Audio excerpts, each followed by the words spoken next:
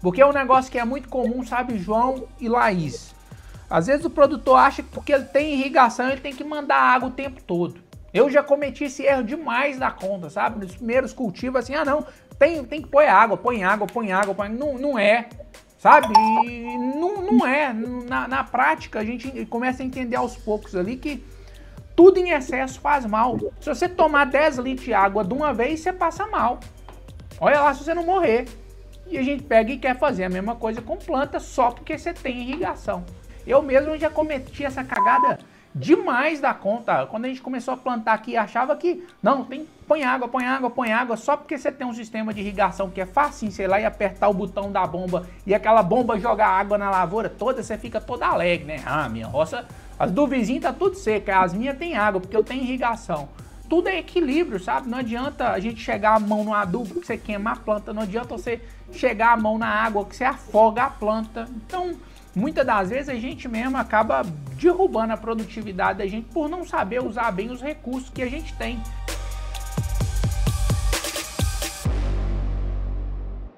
Qual a sua recomendação de plantio da cultura na mesma área? Quantas vezes? Vamos lá. Tecnicamente, sabe, Laís, o recomendado é sempre a gente fazer a rotação, sabe? Sim. Se vocês têm áreas ali, vai assim, eu sou produtor, eu tenho a minha área, não arrendo, só posso trabalhar nessa área. O produtor tem que ter visão de longo prazo mesmo, entender que não dá para colocar na comida o sal de um ano. Faz Sim. uma lavoura bem feitinha, colheu, planta um milho, faz uma silagem, faz uma rotação de cultura, planta um feijão, descansa a área, depois você pega e volta na abóbora de novo. Porque esse uso intensivo do solo ali, fazer aplicação, plantios recorrentes, tem tudo para dar errado para o produtor. Você faz 1, 2, do terceiro em diante é só problema. Sim. Pensamos aqui em fazer 2. Dá para fazer. Você até faz 2. Tem algumas estratégias que dá para... que eu vou até dar umas dicas para vocês aí, que funciona e ajuda bastante para quem precisa fazer 2 cultivos consecutivos, né? Eu costumo falar direto, né? Cavalo bom é o que serve a gente na hora que a gente precisa, né? Quem dera se a gente conseguisse fazer todas as lavouras nossas conforme manda o protocolo, conforme se recomenda as melhores práticas agronômicas, né? Quem dera de verdade. Não é assim que funciona na prática. Eu sou produtor, sei muito bem o que é isso. Então, o que vocês podem fazer aí para tentar fazer 2 cultivos ali, sofrendo menos no segundo? Uma vez que eu já citei que não é o recomendado, uma estratégia aí que ajuda demais é você fazer a remoção dos restos culturais da lavoura anterior. Nós já temos uma área que nós fizemos uma colheita primeira que nós não fizemos esse processo. E aí vocês provavelmente viram a dificuldade maior com relação ao manejo contra fungo, manejo contra praga. Então, na verdade, essa área ainda tem uns 40 dias. O pessoal costuma fazer a gradiação ali, mas patógenos como, por exemplo, ali manchas foliares, antracnose, que mais? Oídio, fica tudo no solo ali, naqueles restos culturais. As ramas enterrou tudo e incorporou, né? Porque fizemos Mas é isso que eu te falei. Ainda que a gente incorpore, né, Laís? O fungo tá no solo ali. Isso, realmente. Então, assim, eu tô te dando uma estratégia que é meio que uma gambiarra, né? É ensinando vocês aí, não é ensinando coisa errada, mas ensinando algumas estratégias que minimizam esse problema ali para quem precisa fazer 2 ciclos consecutivos. Faz 2 ciclos... Pode falar, João. Não, é porque assim, essa área nossa nós arrendamos, né? São 6,5 hectares. Isso. Então nós arrendamos por 3 anos. E nós já fizemos um investimento nela e a abóbora estava sendo a nossa melhor opção no momento. Entendi. Então a gente queria aproveitar ao máximo. E faz sentido, né? Essas estratégias, elas são muito utilizadas justamente por quem arrenda terra, né? Por exemplo, se você vai fazer um arrendamento de terra, até uma dica que eu vou dar para vocês aí. Conhecer o histórico do solo, conhecer as condições de fertilidade do solo é fundamental. Se você arrenda um solo ali que ele tem uma condição baixa de fertilidade, que você precisa fazer uma aplicação de calcário, uma correção. É aquilo que a gente falou anteriormente aí, tá, Laila? Laís, nada substitui a aplicação do calcário ali mais barata. A gente não tem nada que vai resolver esse problema fora a correção do solo. Para quem vai arrendar terras aí, é fundamental conhecer a condição de fertilidade do solo antes mesmo de você fechar um contrato de arrendamento. Dúvidas sobre irrigação, assim, você tem algo a dizer, coeficiente de cultura, tempo de rega, necessidade de... Acho que também vai muito do clima, né? Clima e solo. Vai demais, sabe lá, isso aí. Se você for procurar manejo agronômico ali, você vai encontrar coeficiente, você vai encontrar um monte de dica ali, que é um negócio que é técnico para danar, mas que não vai ser aplicável para vocês. Eu vou dar uma dica aqui, ó. É isso. Simplona de produtor, sacou? Eu quero que vocês peguem isso aqui, ó. Solo tem que estar sempre úmido, mas não pode estar encharcado nem a pau para cucurbitacea. Se tiver encharcado é pepino, problema. Ele é melhor um pouquinho mais seco do que encharcado. Porque é um negócio que é muito comum, sabe, João e Laís. Às vezes o produtor acha que porque ele tem irrigação, ele tem que mandar água o tempo todo. Eu já cometi esse erro demais da conta, sabe? Nos primeiros cultivos, assim, não, tem que pôr água, põe água. Não é, sabe? E não é. Na prática, a gente começa a entender aos poucos ali que tudo em excesso faz mal. Tudo é equilíbrio, sabe? Não adianta a gente chegar a mão no adubo que você queima a planta. Não adianta você chegar a mão na água que você afoga a planta. Então, muitas das vezes a gente mesmo acaba derrubando a produtividade da gente por não saber usar bem os recursos que a gente tem. Quando a gente começou a plantar aqui, achava que não, põe água, só porque você tem um sistema de irrigação que é fácil, sei lá, e apertar o botão da bomba e aquela bomba jogar água na lavoura toda, você fica toda alegre, né? Ah, minha roça, as do vizinho tá tudo seca, as minhas tem água, porque eu tenho irrigação. Então, a gente tá cagando a produção da gente, porque se você tomar 10 litros de água de uma vez, você passa mal. Olha lá se você não morrer. E a gente pega e quer fazer a mesma coisa com planta só porque você tem irrigação. Se tem uma dica que eu vou dar aí para vocês que funciona bem, solo tem que estar sempre úmido, mas não pode estar encharcado. Se tiver encharcado, se atrapalha. Inclusive, com esse período que ficou mais frio e dando algumas chuvas, a gente tem uns 15 dias que suspendemos a irrigação. O solo estava bem úmido. Isso aí. E molhado. E aí você ia, como é localizado, aí você ia concentrar mais ainda a umidade, né? Mais ainda, exatamente. Aí acaba sendo uma das dificuldades que nem adubo faz sentido você colocar. Se o solo tiver com uma condição muito alta de água ali, de muita água, não adianta você pôr adubo, porque ele escorre, vai para outros cantos e não chega onde que tem que chegar, né? Na raiz. Porque já está saturado o solo, ele já está todo cheio de água. Depois eu vou passar para você mais ou menos a sequência de adubação, coisa assim, para você dar um feedback. Isso, passa ela para mim. Você chegou a montar um programinha? Sim. Manda ela para mim. E aí a gente tem até que ajustar isso aí de uma forma bem refinada, tá, Blaís? Porque talvez não dá pra gente fazer uma nutrição muito caprichada. Porque senão você vai ter o problema do fruto graúdo. Uhum. Pronto. Aí eu prefiro, não sei se ele concorda comigo, porque a gente trabalha em parceria, eu e ele, em questão assim, não focar muito em adubação com relação a isso, e sim em controle fitossanitário. E manejo, faz sentido. Faz sentido, entendeu? Porque, olha só, embora... Vocês lembram que eu falei que a abóbora Maranhão, ela pode bater até 40 toneladas por hectare aí? Ela pode, mas só que talvez não faça sentido. Porque para ela bater as 40 toneladas, vocês vão ter que gastar muito adubo, muito manejo, e vai sair um fruto muito grande, que não é o que o comprador deseja. Então, o que vocês têm que buscar aí é uma produção mediana, de 15 a 20 toneladas. Sem gastar muito com adubo. Porque se chegar a mão no adubo e cuidar direitinho para não deixar entrar praga e nem doença, a genética dela vai fazer o quê? Fruto parrudo. Realmente. Mas da outra forma que a gente comercializa, sendo uma pela outra, se a gente tiver uma produtividade dessa mesmo, sendo abóbora grande... É isso aí. Perfeito, perfeito. Ô, João, sua colocação foi perfeita. Você falou baixinho aí, mas eu gosto dessa linha. Eu gosto de ver roça produzindo, velho.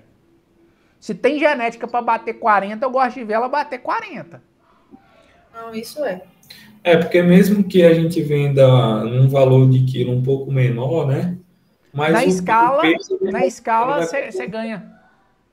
Exatamente. Que foi justamente o que aconteceu dessa outra vez aqui agora, que é a primeira vez que nós produzimos. Nós vendemos ela, como a gente chama aqui, uma pela outra, né? Então, foi a roça toda, a gente combinou o preço e vendeu. Então, se a gente fizesse isso novamente, é claro que o peso, como nós produzimos só 11 toneladas, não foi... Não deu, a rentabilidade não foi boa, né? Isso.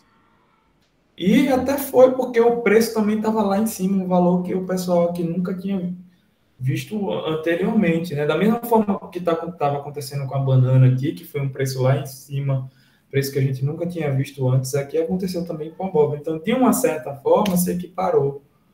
Mas, e se a gente seguir essa linha de produzir bem, para mesmo com um preço mais baixo, uma coisa compensar a outra, vai estar dentro da linha de raciocínio.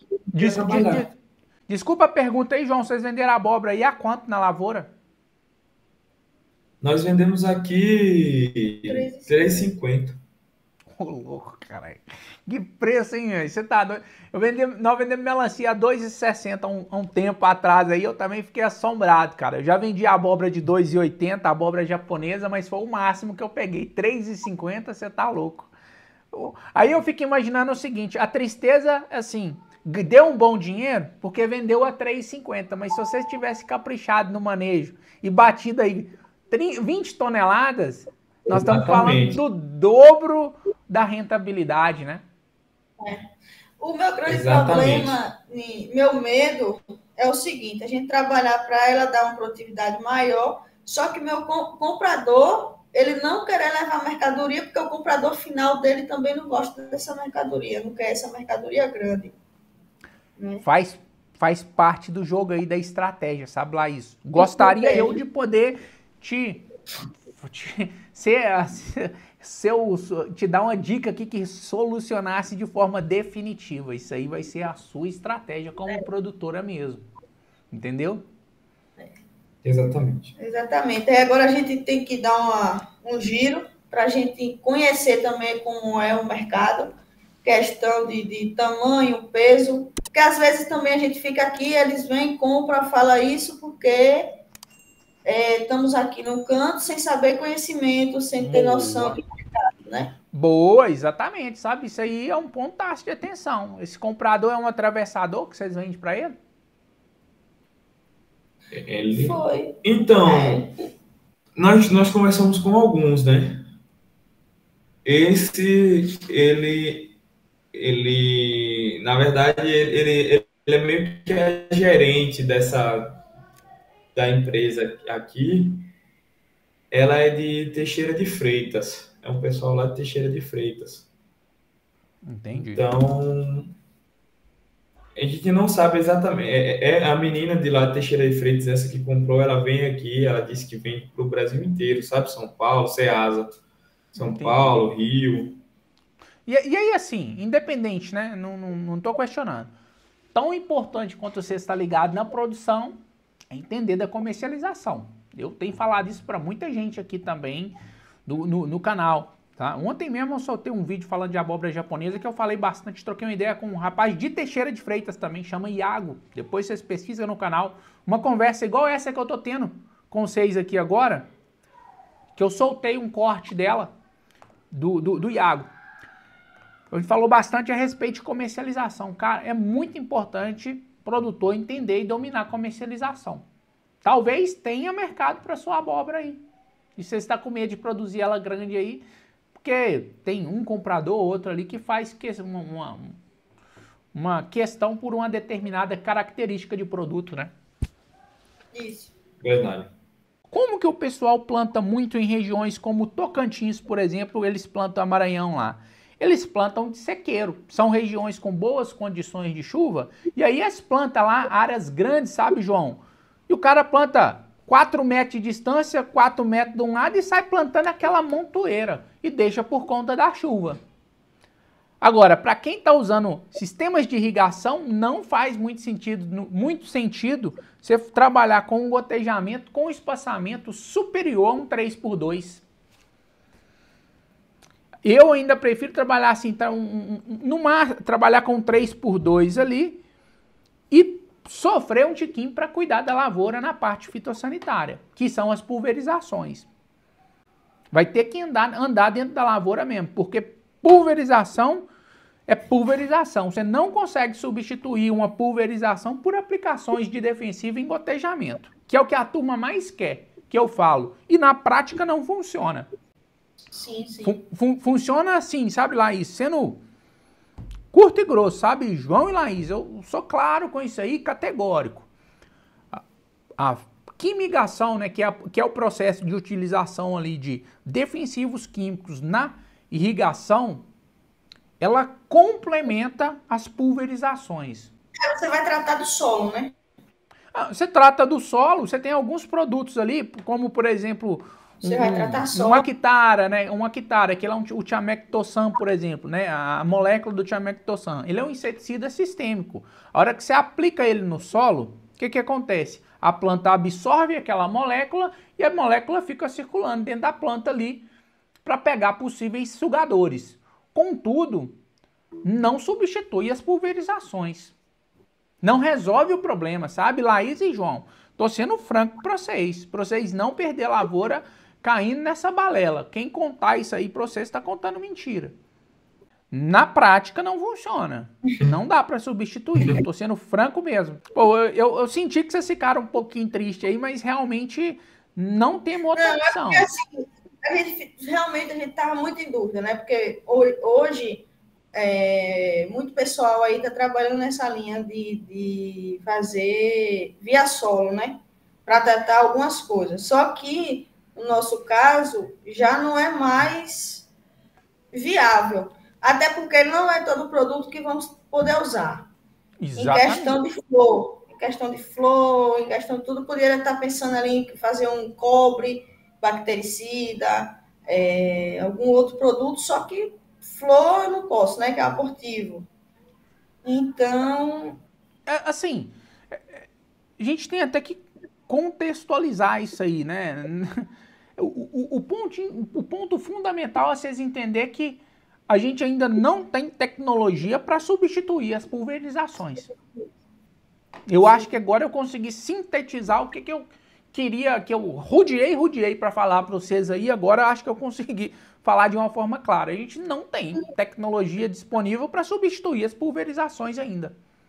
Não tem. Algumas empresas hoje já tá trabalhando alguns produtos que falam, o produto se movimenta tanto via xilema como floema, sistêmico e tudo. Sim. Estão começando, né, nessa linha aí de raciocínio, mas não estão. Você tem, por exemplo, um Elestal Nel. O Elestal é um desses produtos. Contudo, se você fizer a verificação dele em bula, a recomendação é para que ele seja utilizado via pulverização. Pulverização, Você está entendendo que ainda que ele circule pelo xilema, no floema, a forma de absorção dele é foliar, a eficiência é maior. Então, é por isso que eu falei um pouquinho falei anteriormente, sabe, Laís? Um complementa o outro. Eu realmente uso e gosto demais, por exemplo, do Actara no gotejamento, o Durivo no gotejamento. São excelentes produtos, contudo, eles são específicos para determinados casos. Ele não substitui um manejo de pulverização.